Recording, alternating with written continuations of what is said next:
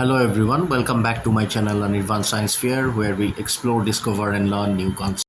And today we are going to talk about human reproduction, and our topic for discussion is the mammary gland. Alright. So the mammary glands are also known as breasts, and they are paired structures in both male and females, and they are larger in females after puberty, while in male they become rudimentary. So now if we look into the mammary glands, we will see that during childhood, the breasts are small and immature. During puberty, under the influence of estrogen and progesterone, the breasts grow and develop to their mature size. And during pregnancy, estrogen and progesterone levels increases significantly, stimulating further development of the mammary glands. And after childbirth, the anterior pituitary secretes prolactin, which stimulates milk production within the alveoli of the mammary glands, whereas the posterior pituitary secretes oxytocin that induces the contraction of the myoepithelial cells surrounding the alveoli, ejecting milk through the ducts. And when breastfeeding ceases, the glandular tissue regresses and the breast returns to its pre-pregnancy state. Let us understand about the mammary glands in a better way. First of all, we should know that mammary glands are nothing but modified sweat glands, and they are located in the superficial fascia of the anterior chest wall, and their primary function is milk production or lactation. Then we should understand where they are located. Vertically, they extend from the second to the sixth rib, and horizontally they extend from the lateral border of the sternum to the mid-axillary line. And axial chain of Spence is a process that extends into the axilla from the upper lateral quadrant into the axilla. And the deep relations include the rest on the deep fascia, that is the pectoralis fascia, and below that there are three muscles, that is the pectoralis major muscle, then serratus anterior muscle and external oblique muscle. And there is also a retromammary space, that is a layer of loose areolar tissue between the gland and the deep fascia, which allows for mobility of the breast. Now we can have a better understanding from this diagram that the breast lies superficially to the pectoralis major and the serratus anterior on the anterior thoracic wall, and horizontally each breast covers the region from the sternum lateral border to the mid axillary line, and vertically the breast runs from the second to the sixth ribs. The breasts are in fact exocrine glands. They are responsible for the production and secretion of milk, and they consist of glandular and fatty tissues. However, the proportions of these vary from individual to individual, and it is more fatty in older individuals. Now, through this video, we can have a better understanding of the location of the breast. If you see very properly, that the breast lies on the lateral border, between the lateral border of the sternum and the mid-axillary line, and it lies on top of the pectoralis major muscle and the serratus anterior on its lateral side. Each breast has two regions, that is the circular body, which makes up the bulk of the breast, and the axillary tail that runs along the inferior lateral edge of the pectoralis major towards the axillary fossa. Clear? Now we are going to talk about the external surface of the breast, and that is we are going to talk about the skin. And thus in the skin part of the breast we have the nipple, and so we are going to understand what is the nipple and the area around the nipple in a better way. Nipples are conical or cylindrical projections at the center of the breast, and each nipple contains openings of 15 to 20 lactiferous ducts which deliver milk, and the area surrounding the nipple is called the areola. It is the circular area surrounding the nipple, and it contains sebaceous glands which secrete oily substances to lubricate and protect the nipple during breastfeeding, and this area is also rich in sensory nerve endings. The sebaceous glands which are present in this area, they form bump-like structures, and these are called Montgomery's tubercles.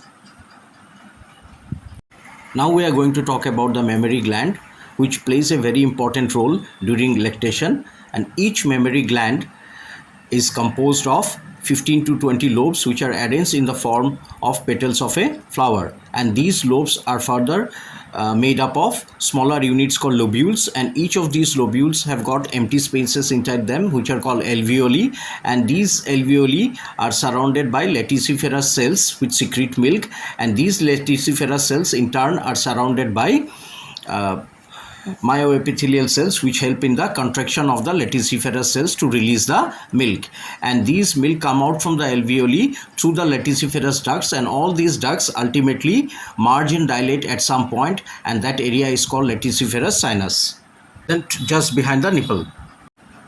Now let us understand about the glandular tissue in a better way.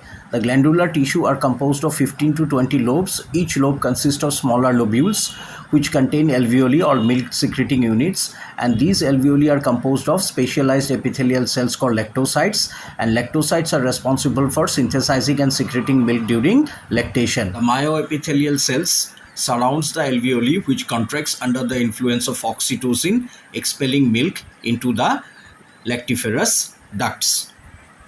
Production and secretion of milk is regulated by the hormones prolactin and oxytocin, which are secreted by the pituitary gland.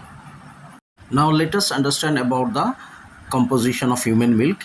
The human milk is composed of water, and it is about 87 to 90%, and it plays a very important role in hydration as well as thermoregulation and acts as an universal solvent.